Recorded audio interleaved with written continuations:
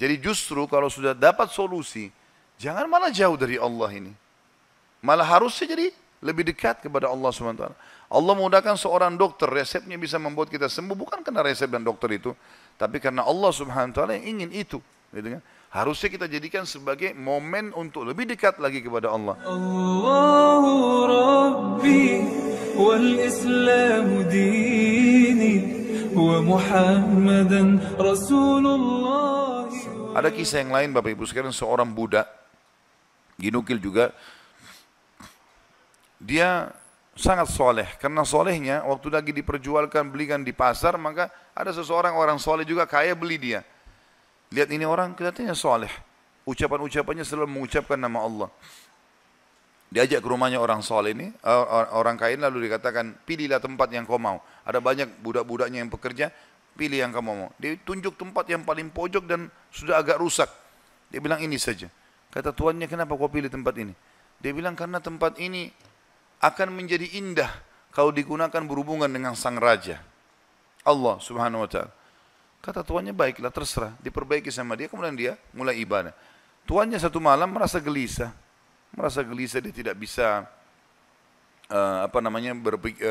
bergerak, ya, tidur maksudnya. Maka dia bilang, saya keluar, saya kontrol rumah, saya lewat di rumahnya atau di ruangannya budak gitu. Saya lihat atap rumahnya seperti terbuka dan ada cahaya yang masuk ke dalam. Malam hari, zaman dulu tidak ada penerangan lampu kayak kita. Maka dia bilang, saya intip di celah-celah dinding ruangan tersebut, saya temukan orang itu sedang sujud kepada Allah dan cahaya sedang turun di atas kepalanya. Maka saya dengarkan doanya dari malam sampai pagi. Dan selalu dia ucapkan, setiap dia minta hajat, lalu dia mengatakan, ya Allah, penutupan doanya, sesungguhnya kalau bukan karena haknya Tuanku sekarang ini, yang aku harus berikan, maka aku akan habiskan seluruh umurku ibadah kepadamu. Maka ini orang sampai menjelang subuh baru dia tinggalkan. Setelah didengarkan doa-doa yang indah dari budak ini, kemudian dia pulang ke rumah, ke kamar tidurnya. Istrinya tanya, kemana saja? Dia bilang ceritanya seperti ini. Istrinya awalnya tidak percaya. Dia bilang, baik, besok malam kita sama-sama ke sana. Besok malam diajak istrinya, dilihat. Terjadi hal yang sama. Cahaya yang terang, orangnya lagi sujud, dia ucapkan kalimat-kalimat doa yang mulia sama. Akhirnya mereka sepakat suami istri, kita bebasin aja budak ini. Ketuk pintunya menjelang subuh, kami sudah dengarkan doamu semalam, kami bebaskan kamu. Maka dia tiba-tiba mengangkat kepalanya ke langit mengatakan, ya Allah, kalau seandainya setelah ibadahku yang aku kerjakan kepadamu ini mengganggu hubunganku denganmu, matikanlah aku. Tiba-tiba meninggal orang itu. Tiba-tiba meninggal. Tapi di sini saksi bahasan adalah bagaimana kedekatan seorang budak pun posisinya, dia seseorang yang sangat miskin, susah diperjualbelikan, tapi kedekatannya dengan Allah tidak mengganggu pekerjaannya dan itu tidak penting bagi Allah Subhanahu wa ta'ala. Seseorang harus tahu masalah ini. Kisah yang lain disebutkan, ada seseorang miskin, punya anak sekian, beberapa orang. Ini kisah-kisah salafus saleh dulu. Dia pas mau makan sama istri sama anak-anaknya, ada 4-5 orang anak, mau makan sama-sama dan cuma ada sedikit makanan, tiba-tiba ada yang ketuk pintu, orang miskin. Dia bilang begitu dihidangkan, mau dihidangkan makan, mau makan, ada yang ketuk pintu. Saya suruh istri saya buka, dibuka pintu, ternyata ada orang miskin yang minta. Mereka miskin, ada orang miskin lagi minta. Kami sudah sekian hari enggak makan, berikanlah makanan. Istrinya tanya dia, kasih makanan. Dikasih makanan semuanya, karena kalau dibagi dua juga enggak cukup. Orang itu juga punya anak banyak. Dia sama istrinya orang mukmin.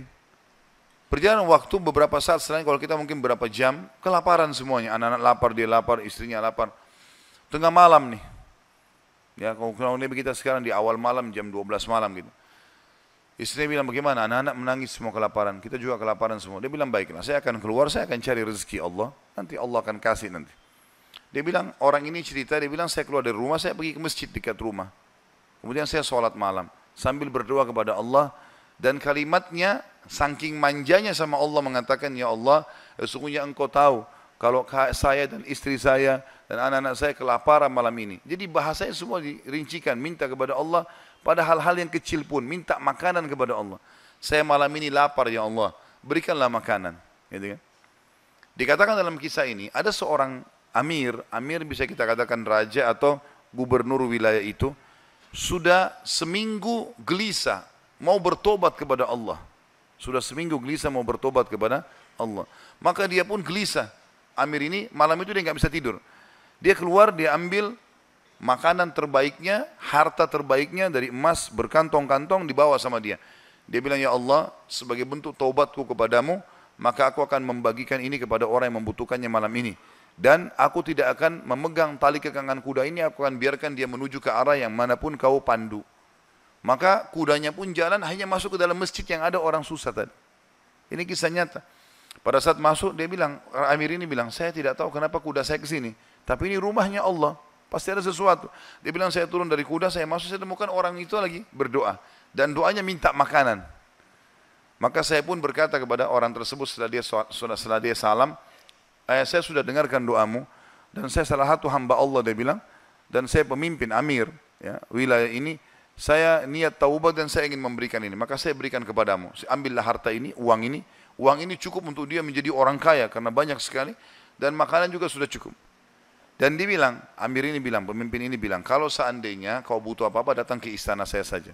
Jawaban orang itu di depan raja tadi, pemimpin wilayah ini, dia bilang, kalaupun saya butuh, saya tidak akan datang kepada anda, tapi saya akan datang kepada Tuhan anda dan Tuhan saya, Allah yang telah membuat anda datang malam ini membawakan makanan. Coba kita bayangkan kalau kita di posisi orang ini, teman-teman sekalian. Kalau misalnya kita lagi punya hajat, kemudian ada satu orang yang kaya datang kepada kita.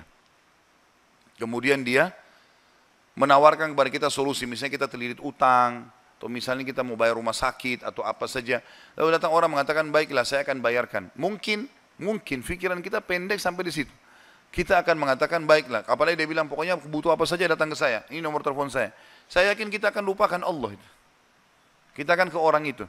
Ambil pelajaran dari orang soleh ini. Di depan orang itu dia mengatakan, saya tidak akan datang kepada anda, tapi saya akan datang kepada Allah, Tuhan anda dan Tuhan saya yang telah membuat anda datang membawa makanan malam ini. Jadi justru kalau sudah dapat solusi, jangan malah jauh dari Allah ini. Malah harusnya jadi lebih dekat kepada Allah SWT. Allah mudahkan seorang dokter, resepnya bisa membuat kita sembuh, bukan karena resep dan dokter itu, tapi karena Allah SWT yang ingin itu. Gitu kan? Harusnya kita jadikan sebagai momen untuk lebih dekat lagi kepada Allah. Dan kita mengatakan, ya Allah, sebagaimana engkau mudahkan dokter ini menjadi penyebab aku sembuh, maka mudahkanlah setiap kali aku mengalami sakit misalnya, maka kesembuhan datang dari sisimu, bukan lagi dari dokter atau dari obat itu.